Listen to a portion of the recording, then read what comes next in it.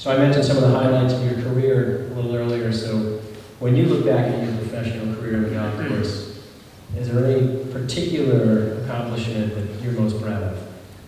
Yes, contrary to what people think, I always say being the only player in the world to win the Grand Slam on the senior tour. Now, they said, well, how can you say that? You're one of 5 players to win the Grand Slam on the regular tour. I said, yes, but I'm the only one on the senior tour. And they've all tried. Farmer, Nicholas, Torino, Tom Watson, a whole lot of them have tried. And the reason that it's the best moment of my career, because I've exercised, when my brother went to war, he was 17 years of age, and I can stand here today, Colonel, and I can see him with his beret on. He was going to fight with the British and the Americans at the age of 17. And every one of my grandchildren, and we have 22, and many of them are over 17 years of age. And when I say happy birthday on the 17th birthday, I see my brother standing. 17 to go to war? And he said, you know, I might never come back. The odds are I won't come back. But promise me you'll exercise for the rest of your life. And he left me with a few little weights there, and I trained. And for 63 years, I've adhered to that. And I will do it until the day I die. Because health, I love my children. I have a zest for life. I have a zest for people. And so, but to enjoy it, you've got to be fit. And I worked so hard on my fitness, and I watched my diet in such a degree that to go across and win the Grand Slam in the senior tour, you've got to do it after 50, folks. Not when you're young and you're strong and you've got all the energy. You've got to maintain that energy and that fitness till you're over 50 and do it. And let me tell you, to win on the senior tour, the Champions Tour, is very, very tough. It's only that much more difficult than the regular tour. What has happened on the senior tour? Guys play the regular tour, they come on the senior tour, they win. They say, well, I'll go back on the regular tour. And they've won. 5 guys have done it. They go back on the regular tour and they win. Then they come back on the senior tour. So you know they can play. And so I think when you work hard at something in life, I think and you achieve success, you have different degrees of gratitude. And I think that it's like enthusiasm is one of the great essences of life. If you can be enthusiasm, you project happiness, you project a positive attitude. And I've always said, I don't want to be around people that are miserable and not confident and not pleasant and not have enthusiasm. And I think that's very important too. Great. So we thought we'd open up to the congregation here. If anyone has any questions for Mr. Player, please raise your hand. Really enjoyed the story about your first caddy. And I think we've all heard stories from Lee Trevino. I was wondering if you got a favorite story from Trevino. Well, Trevino was actually, what I liked about Trevino, he's very dark in complexion. We played in a time with Charlie Sifford, who had a very difficult time. He wrote a book, Just Let Me Play. I remember when I first came to America, he was not allowed to play in the tournaments. And that sort of ate me up a bit. And we're sitting in the locker room, and the one thing about us, we can tease each other if they're black, or they were from India, or they were from South Africa, or wherever, we could tease each other. And there was never any bad feelings. And Trevino sat there, and the one guy was saying it was so tough for them to play because they were black and they were correct. And Trevino, he's dark and colored. He said, let me tell you something. You think you had trouble? He says, this is what happened to me. He says, before the Civil Rights Bill is passed, I'm traveling down in Texas here, and I get on the bus. In those days, they called black people Negroes. So he says, I get on the bus, and the bus driver says to me, Negroes at the back of the bus. He says, I'm not a Negro, I'm a Mexican. He says, get off the bus. He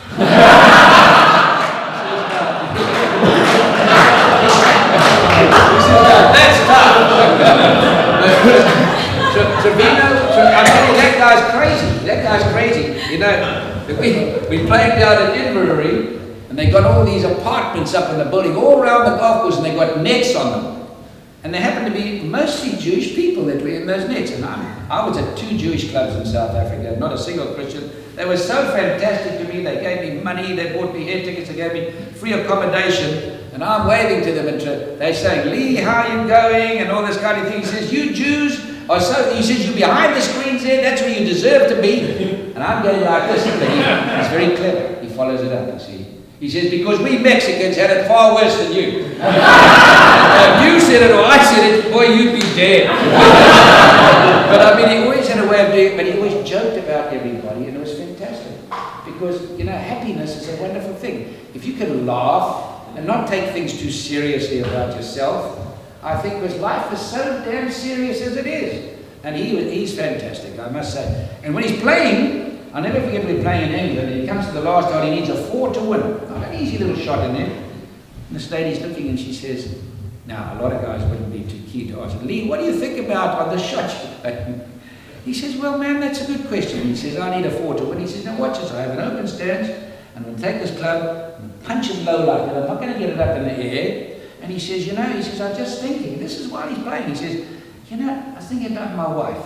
You know, she lost the credit card the other day. And I was so happy because whoever found it could never spend what she has. Onto the green and gets a pop. And I'll tell you what. There isn't a player playing golf today that can hit the ball like Lee Trevino. Now, Tiger Woods would beat him because Tiger Woods is a phenomenal putter, and he's a, you know what, Tiger Woods and Phil Mickelson are actually geniuses. They don't hit too many fairways as you see on television, and they were 1 and 2 in the world. You've got to take your hat off to that. That's a sign of great competitors. It's a sign of great courage. It's a sign of great patience. But Lee Trevino, nobody on the tour can hit the ball from tee to green like Lee Trevino. And nobody can play like Ben Hogan played, who was from Fort Worth, Texas. Never seen a man play golf like that in my life. With lousy equipment and traveling by car. Not in a jet. These guys finish the tournament, psh, that jet's warming there, man, they're off in a jet. Every week, first prize, $1 million. Man alive, I think Arnold Palmer. There was one man who played the tour, it was very interesting to him. He won one tournament, and that was the Tournament Players Championship, and he won 1.5 million first prize. And the commentator said, you know, you played in 223 tournaments, and you won more money than Arnold Palmer and Jack Nicklaus and Gary Player put together, and they won 354 tournaments. Well, I think that's great. That's fantastic. But as long as we come back to my first statement today, gratitude, and to realize how fortunate you are. Because there's a massive world crunch and economic situation that we're not very happy with in the world today. And so if you're making that kind of money, you're in a dream world. You're in a dream world. They played in Turkey. I mean, when I played, there wasn't even a golf course in Turkey. And here, the last week, Justin Rose won the tournament. They had Tiger Woods playing, Rory McIlroy, everybody. He won first prize of $1.5 million. Second prize was $1 million. Man, I'd have a different walk if I had been winning. I had 1.5 million. We had to win the tournament to break even. I had 6 children, and my wife and I traveling from South Africa here, 40 hours in the jet, folks. 40 hours, stopping 4 times. We never had courtesy cars to meet us at the airport. We had to look for a taxi. There were no free telephone calls, which we have today. There was no free food.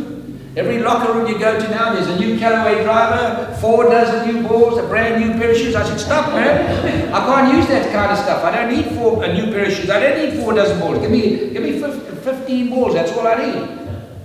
I mean, what a different world. I mean, it's absolutely incredible. And it's fantastic to see. And it's wonderful. I was looking at this baseball player, a Japanese guy, Suzuki, is it?